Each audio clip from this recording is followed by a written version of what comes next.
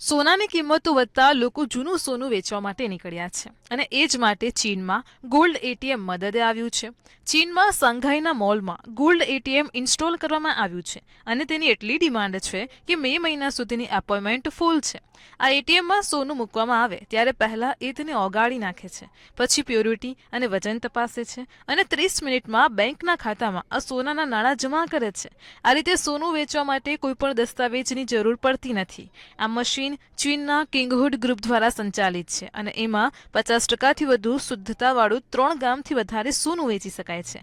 એક ડેમોન્સ્ટ્રેશન વખતે 40 ગ્રામના સોનાના હારનું પ્રતિ ગ્રામ 785 યુઆન આશરે 9,200 રૂપિયાના દરે મૂલ્યાંકન કરીને 30 મિનિટમાં સોનાધારકના બેંક ખાતામાં 36,000 યુઆન આશરે 4,20,000 રૂપિયા જમા કરી દેવામાં આવ્યા હતા. તમારું આમાં શું કહેવું છે? શું ઇન્ડિયામાં પણ આ એટીએમ આવવું જોઈએ?